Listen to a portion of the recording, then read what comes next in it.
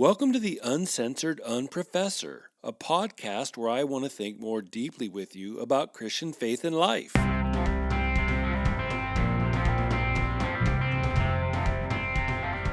Hello, you believers, you non-believers, unaffiliated believers, sort of believers, and you think I'm a believers. Welcome. My non-university, which means your brains are turned on. Unstudents, welcome. All my 9%ers, welcome to the Uncensored Unprofessor. Please, come on in. Let's enjoy a cup of coffee together. Good hot cup of coffee on a wonderfully snowy day. A good winter's day to you, because life is a gift. Every day is a gift. That I get to smell the rain on that pile of rotting leaves I raked yesterday, it's all a beautiful gift. But today we had 2.5 inches of snow and it's been skiffing all day long, so it's just been a really nice day. So welcome. This is number 5 in my World Religion series. What?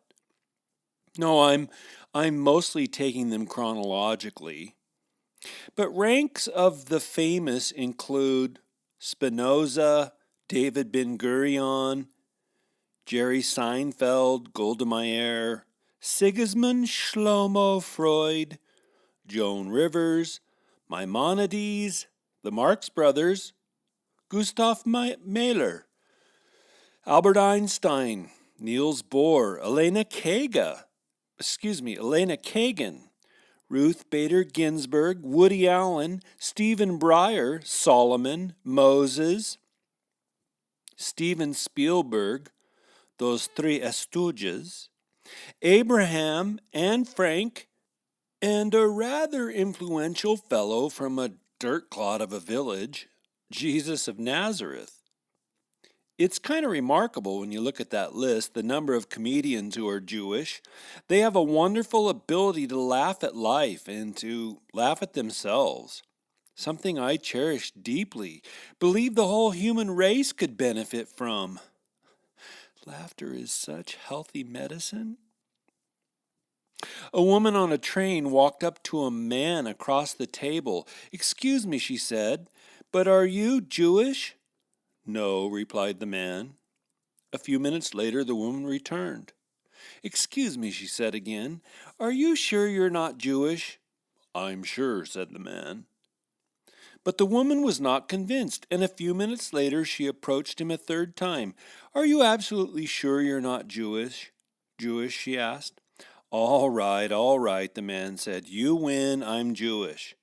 "That's funny," said the woman. "You don't look Jewish."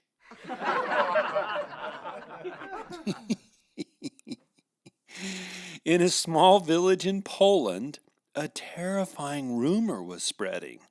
A Christian girl had been found murdered.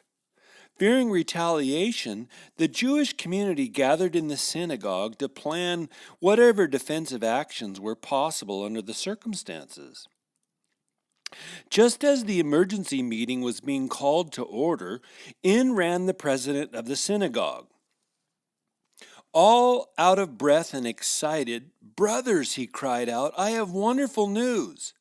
The murdered girl is Jewish." Oh, that's terrible. But there's that sense of Jewish self-deprecation. And that particular joke probably will get me in trouble, but I love their ability to laugh at themselves. Here's an interesting tidbit. Since 1901, when the $9 million financial trust from the 19th century Swedish scientist named Alfred Nobel, they began to hand out the first Nobel Prize. It's kind of ironic that he's handing out peace prizes, given that his family were big-time armaments producers. So it turns out that Alfred Nobel was a philosophic pacifist, so maybe he was motivated by guilt. But since 1901, Jewish thinkers have won 203 of the 902, or about 22% of all the Nobel Prizes. So what, Ed?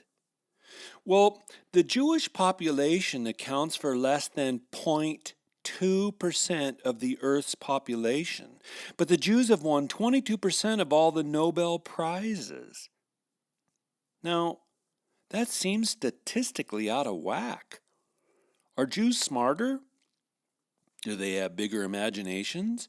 Or do they have a genetic advantage? Or, to post the meme, are they paying for those Nobel Prizes? Here's another fascinating reality.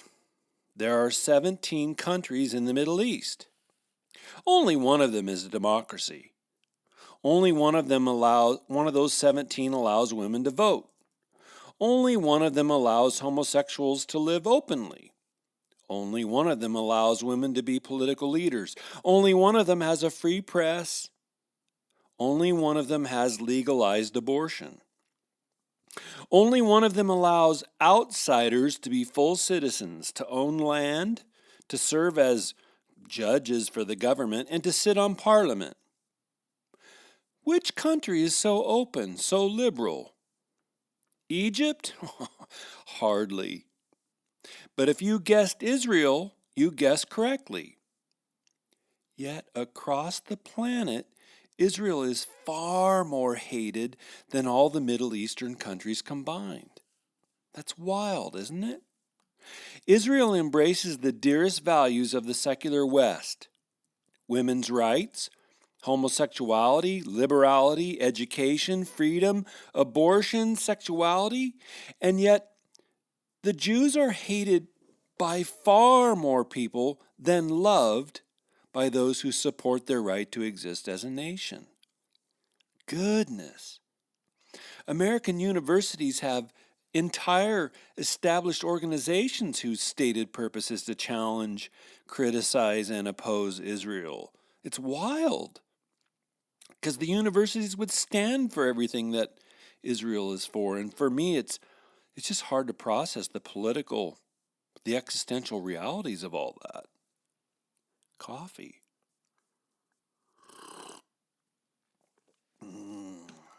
You don't believe me?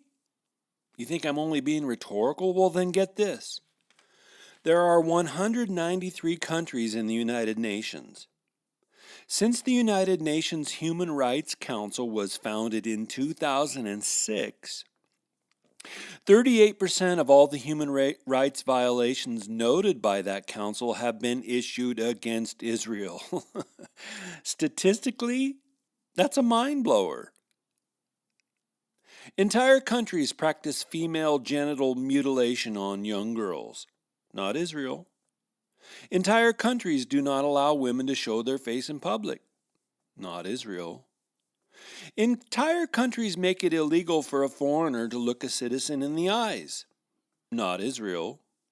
There are countries where it's illegal to practice a foreign religion.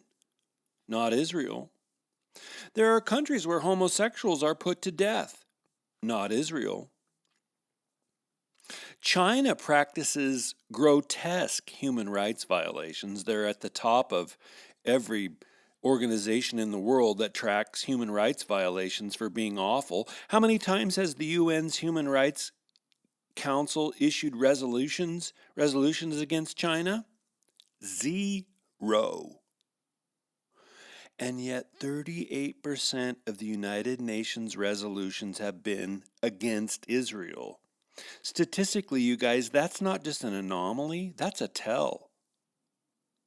The tiny nation of Israel is more egregious than all the other nations combined? Sorry, it just doesn't add up. Jew hatred, otherwise known as anti-Semitism, is as alive and prevalent as it was in Europe prior to and during the Holocaust. You couldn't make this up. It's wild stuff. Today in the USA, less than 2% of the population is Jewish. Across the planet, there are currently about 15 million Jews. 5.5 million of them live in Israel. Maybe there'd be another 15 to 20 million on the planet, but 6 million of them were exterminated in the Holocaust. Holocaust is a Greek word that originally meant wholly burned. Jews remember the word from history in terms of a massive burnt offering. As you know, from 1941 to 1945, the Nazis gassed and shot to death entire towns worth, entire urban sub-districts worth of Jewish citizens. Recently, I read about how the Germans would load 1,000 Jews at a time from those towns, those villages. They'd put them on cattle car trains and ship them to one of the 11 Nazi death camps. Immediately upon their arrival at one of those 11 locales, the German SS troops would yell at, sound horns at, beat them with clubs and the butts of guns, so all of that so that the Jews would quickly deboard the train. Then the SS troops would have the Jews run through a corridor of barbed wire that led to a building where the Jews, women and children and infants included, would be instructed to remove all their clothing, leave behind their few possessions, suitcases, canes, jewelry, eyeglasses, leave behind those possessions and move into yet another building where they would be immediately gassed to death, hundreds at a time. Then the lucky, air quotes, then the lucky remaining male Jews would have as their new daily job the task of moving those dead bodies, sometimes their own relatives, out of the extermination buildings into mass graves. It was ghastly, unspeakable, inhumane, demonic. May we never forget.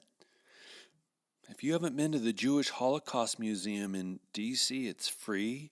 You owe it to yourself and your children to visit there. Shout out.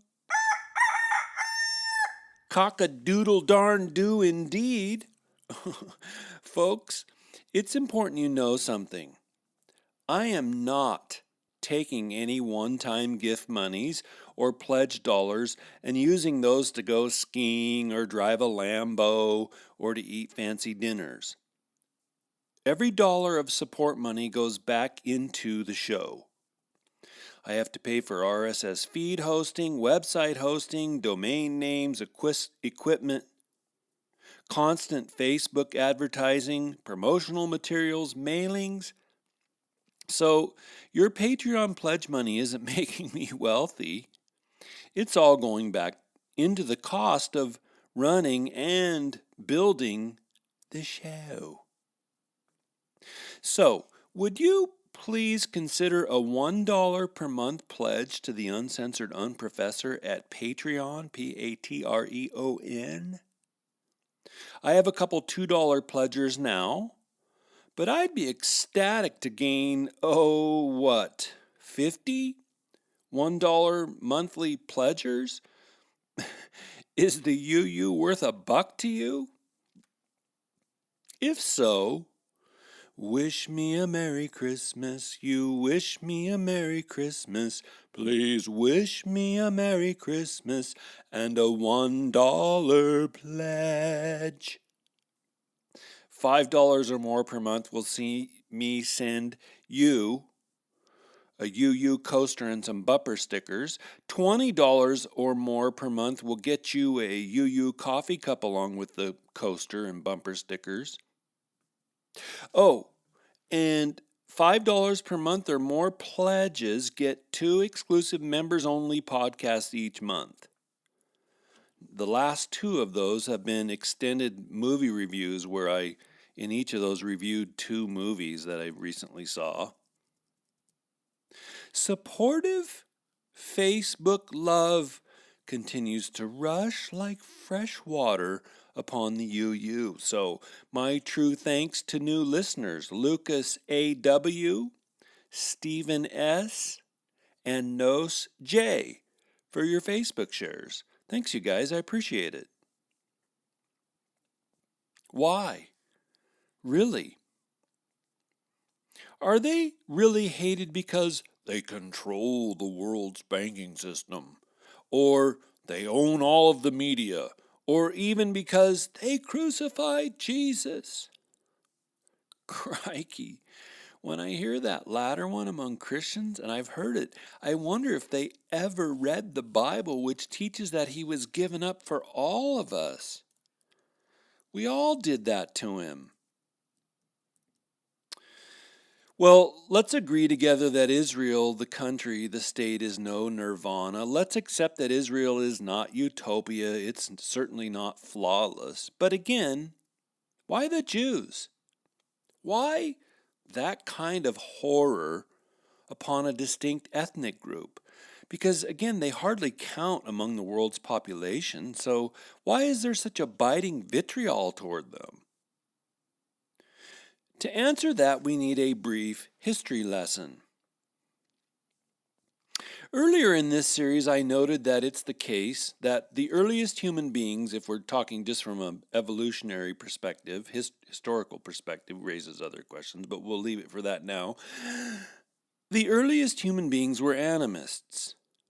Local spirits were believed to exist in forests, animals, rivers, sporting contests, oceans, and they believe that those spirits can be mollified, placated, and manipulated or enticed to help a person to gain power to whatever end a person might deem fit. Judaism came along and said, Cain, yet, no. There are not many gods, Judaism said. There is one God. Or, if we actually read the Old Testament carefully, there are both many supra-personal forces, Leviathan, Satan, Behemoth, archangels, seasonal cycles, and many spirits, demons, fallen angels, all of that at work in life.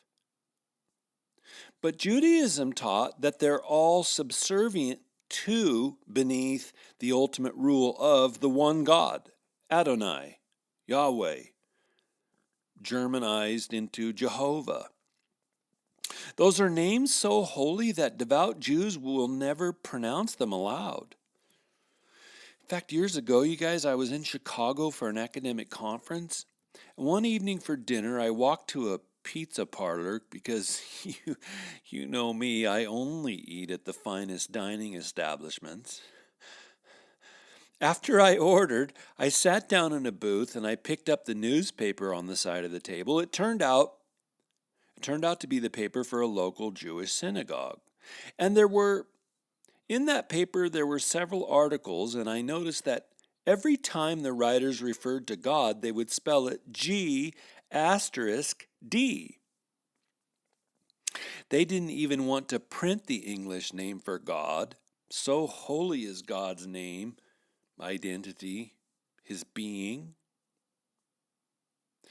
But that brings me back to the fact that it took centuries upon centuries for the Jews to get that seminal truth. There is only one God. Like normal run-of-the-mill human beings, the Jews were always influenced by the larger surrounding cultures. And those surrounding cultures worshipped many gods, gods that were often hypersexualized, gods that often demanded human and or baby sacrifice. Why does the enemy love to destroy babies? In short, they were surrounded by cultures with gods who were despotic and brutal. But you know human nature, right? We always want to hang out with the cool kids. We prefer the acceptance of the nearby cool kids to the blessing of keeping God's word. Ed, how can you say that? How can you generalize like that? Well, because I've watched the Christian church for 40 years. I watched a Christian university for 10 years sell its soul to be one of the cool kids. In order to make nice, we would sell out the truth because we'd rather have people like us than have God guide us. So it's just a basic human tendency. We want to make the sheep around us happy. Bah, bah. And so, most of all, the Old Testament is one long story about how God kept pursuing those who didn't much want to be pursued, right? The sweeping Old Testament story can be summed up with this series of points. God invites person or tribe into relationship with him. Person or tribe follows God for a bit. Person or tribe decides that they want to be cool and trendy, and so they disobey God and turn away to follow the cool kids and their religious ways. Through hundreds of prophets, God then warns them about impending judgment. Hey, my peeps, this wasn't the deal. We agreed to love only each other, to have no other significant others, to be exclusively living for one another. Then person or tribe walks away and dances at the cool kids' dance and ignores God's repeated warnings, and then God visits person or tribe with judgment. And that judgment gets meted out in many forms through many ways. So God again pleads with the person or the tribe, repent. He just can't let himself give up on them. He loves them so much. Then God calls a new person or tribe within the larger tribe to follow him, to be his peeps. That's the Old Testament story, over and over and over and over and over and over and over and over. Oh my goodness, you guys, that there are Christians who believe it's impossible to fall out of relationship with God blows my mind. They clearly haven't read the Bible enough. For God's sake, Jesus chose Judas, and Judas fell away. Well, with regard to all of history's constant Jew hatred, what's seminal about that Old Testament story? Here it is. God chose Israel. Let me say it again. God chose Israel. Israel didn't choose themselves. Just as often they didn't even choose God. The fact that the Jews claimed they were the chosen was enough, has been enough, is today enough to cause the world's population, the world spirit, to hate Jews with all its might. It's crazy. It's wild. Because if God's not real, or if the Jewish God isn't in fact God, what difference does it make? But more than ever in our narrowing, localized world, we're led to believe that everyone should be equal. No one person or group should stand out, right? It's not fair that some people are born smarter than others, so college administrators give advantages to less gifted people on college applications. It's not justice that some kids throw a ball better than others, so little leagues give trophies to everyone, including the kids who didn't practice. It's not fair that some cultures embrace a willingness to suspend gratification in order to get ahead. So, through all manner of laws, countries try to coerce an equality of outcome. An equality of outcome. What's the point? I think today, like probably huge chunks of human history, we believe fairness should mean everyone is chosen. Everyone should be equal no matter how hard they work or sacrifice or how many hours they put in or not studying. Everyone should be equal. No one should be better than anyone else. So how dare the Jews claim to be the chosen ones of God? And the human race has despised the Jews since their story began, probably before their story began to be written down. So Jew hatred, anti-Semitism, is hardly a 21st century dynamic. There's still more as I think through this. As my above remarks about Jewish success with the Nobel Prizes and my remarks about the strange but abiding global anti-Semitism make clear, the Jews have been profoundly significant for human history, for the human population. In his book, God Is Not One, Why the World's Religions and Their Differences Matter, Dr. Stephen Prothero, and you guys, I recommend that book to you as a primer on the world's religions. No, I don't agree with everything he wrote, but it's a good starting place. Prothero said, quote, "This tiny religion has wielded influence far out of proportion to its numbers. It started as a monotheistic revolution that remade the Western world. It gave us the prophetic voice which continues to demand justice for the poor and oppressed." End quote. And me? I would add to that, Judaism gave us the Son of God, Jesus the Christ. So yeah, wow, the Jews are profoundly influential. And I wonder, do some resent that influence?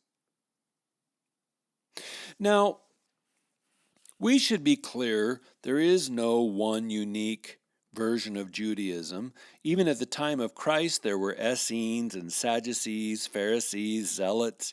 Today, there are also many different kinds of Jews. Let me work through some different kinds of contemporary Jews for you. There are Orthodox Jews. As the name implies, Orthodox Jews are the defenders of traditional Judaism.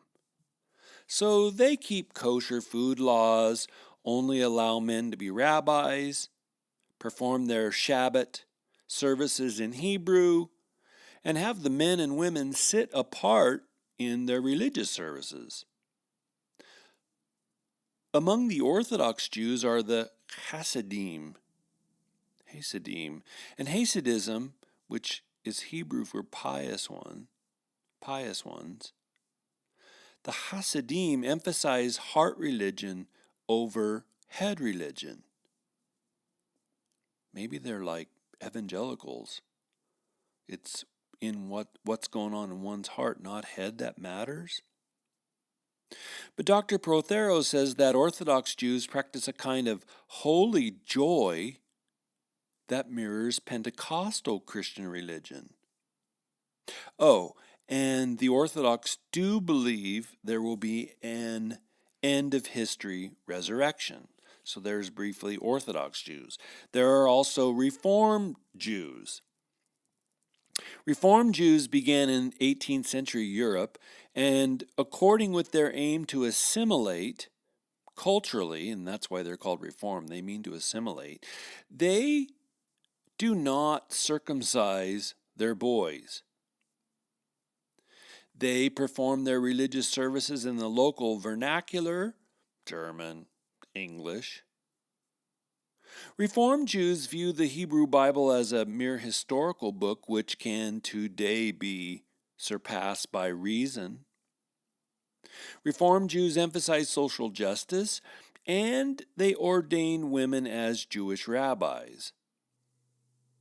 Interestingly, they do not believe in a cosmic end of history resurrection.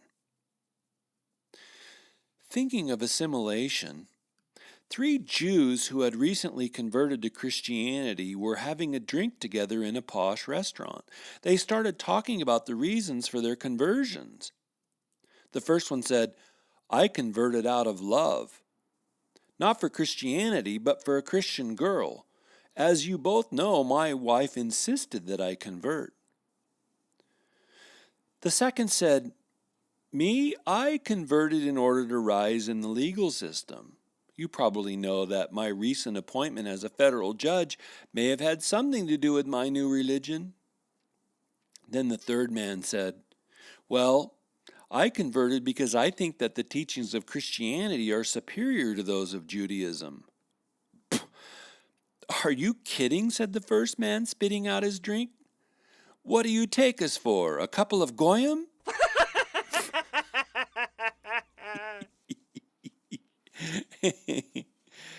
And I need to say thank you to my jewishlearning.com for those jokes today. Again, that ability to poke themselves in the eye. Orthodox Jews, Reformed Jews, then there are conservative Jews who carve something like a middle path between Orthodox and Reformed Judaism. Like Reformed Jews, they emphasize reason, but they also keep the ethical and ritual Hebrew Bible teachings. Now, you can tell I'm not a Jewish insider because while conservative Jews keep those biblical teachings, they also allow both women and homosexuals to be ordained rabbis at their synagogue. So I'm not an insider. I don't know what that means, how to make sense of that. Finally, you guys, with respect to groupings, there are secular Jews. And they simply don't practice Judaism as a religion. If they do follow a Jewish calendar, it's for cultural, not religious reasons.